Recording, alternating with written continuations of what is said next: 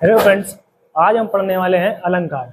देखिए अलंकार क्या होता है, बहुत ही सरल भाषा में कहें तो अलंकार किसी काव्य या गाने में कोई शब्द जोड़ दें जिससे उस काव्य या गाने की जो शोभा है यानी सुंदरता है वो बढ़ जाए, उसे हम क्या कहते हैं? अलंकार कहते हैं। इसकी डिफिनीशन क्या होती है?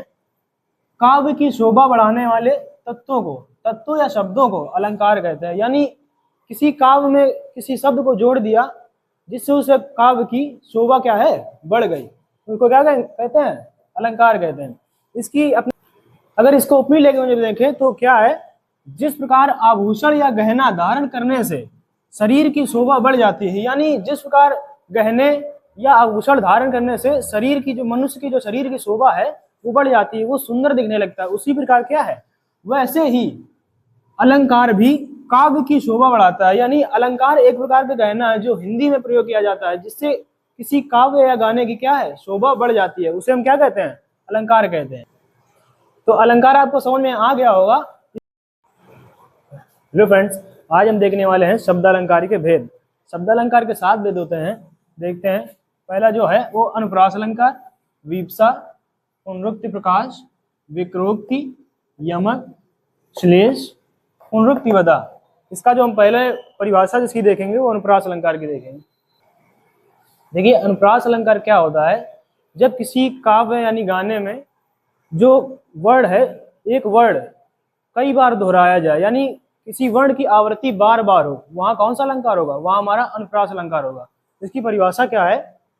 जब किसी काव्य में किसी वर्ण की आवृत्ति कई बार हो यानी बहुत बार हो, वहां अनुप्रास अलंकार होता है। इसका उदाहरण क्या है? तरनी तनुजा तट तमाल तरुवर बहुछाय। इसमें आपको एग्जाम्पल में साफ साफ दिख रहा होगा किस वर्ण की आवृत्ति जो है वो बार बार हो। इसमें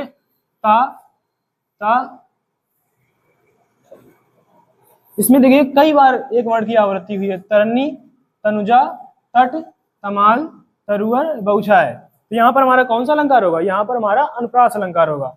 इसके बाद अब हम देखेंगे यमक अलंकार। देखिए यमक अलंकार क्या होता है, जब किसी काव्य या गाने में किसी शब्द की आवृत्ति जो है वो कई बार होती है, यानी किसी शब्द ये कोई शब्द कई बार दोहराया जाता है लेकिन उनका जो अर्थ है वो अलग अलग होता है। यानी कोई जो शब्द है वो 2 बार दोहराया गया है लेकिन उन दोनों शब्दों का अर्थ क्या है, वो अलग अलग हुआ। इसकी परिभाषा क्या है?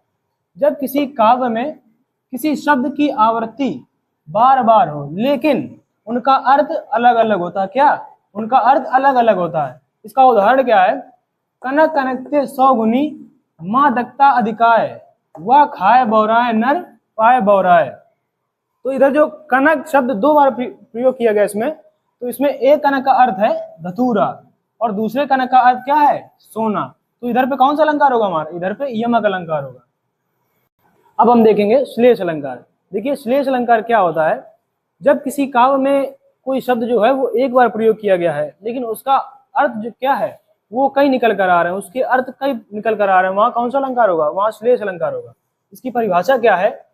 जिस काव्य में किसी एक शब्द के कई अर्थ हों वहां श्लेष अलंकार होता है। यानी किसी एक शब्द के कई अर्थ निकल कर आ रहे हो, वहां कौन सा अलंकार होगा हमारा? वहां श्लेष अलंकार होगा। इसका उदाहरण क्या है? प्रियतम बतला दो मेरा लाल कहाँ है। यहाँ पर जो लाल शब्द है इसके 2 अर्थ हैं। लाल शब्द का एक अर्थ है वो है रत्न और दूसरा है वो पुत्र है। अब हम देखेंगे विक्रोक्ति अलंकार।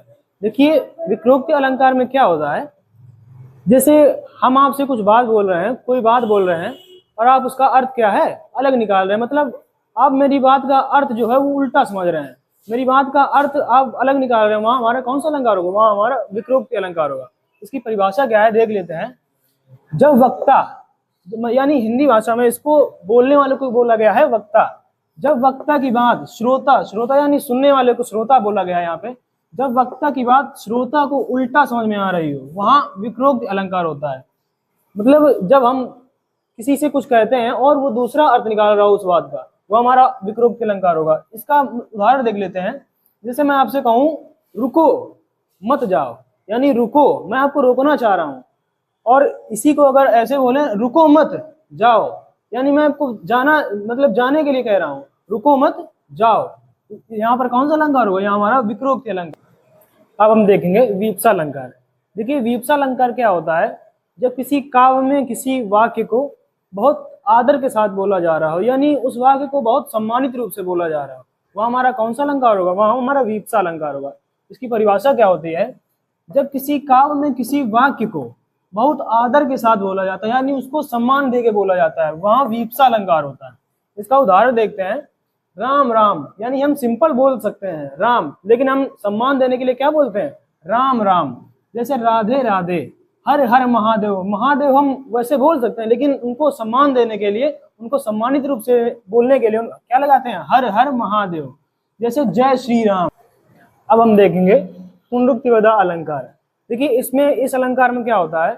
काव्य में समानार्थी शब्दों का प्रयोग किया जाएगा, यानी काव्य यानी गाने में एक ही शब्द के समानार्थी शब्दों का प्रयोग बार बार किया जाएगा। इसकी परिभाषा क्या है देख लेते हैं। जब किसी काव्य में समानार्थी शब्दों का प्रयोग किया जाए, वहां पुनरुक्तिवदा अलंकार होता है। इसका उदाहरण देखते हैं।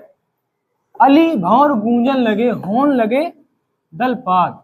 इसमें देखिए अली भौर, ये एक ही बात है। भौरे को ही अली और भौर कहते हैं, भौरे को ही अली और भौर कहते हैं। यहाँ पर समानार्थी शब्दों का प्रयोग किया गया, तो यहाँ पर कौन सा अलंकार होगा? हमारा यहाँ पर पुनरुक्तिवदा अलंकार होगा। अब हम देखेंगे पुनरुक्ति प्रकाश अलंकार। देखिए पुनरुक्ति प्रकाश अलंकार क्या होता है? जब हम मतलब किसी को कुछ कहते हैं तो अपने भाव को अधिक प्रभावपूर्ण बनाने के लिए हम जिन शब्दों का प्रयोग बार बार करते हैं, यानी किसी शब्द का प्रयोग बार बार करते हैं, मतलब कि अपने भाव को दिखाने के लिए, अपने भाव को अधिक प्रभावपूर्ण बनाने के लिए, वहां पर हमारा कौन सा अलंकार होता है? वहां पुनरुक्ति प्रकाश अलंकार होता है। इसकी परिभाषा क्या होती है देखते हैं।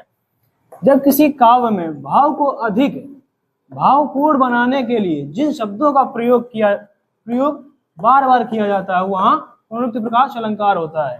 देखिए पुनरुक्ति प्रकाश अलंकार का उदाहरण क्या है देखते हैं।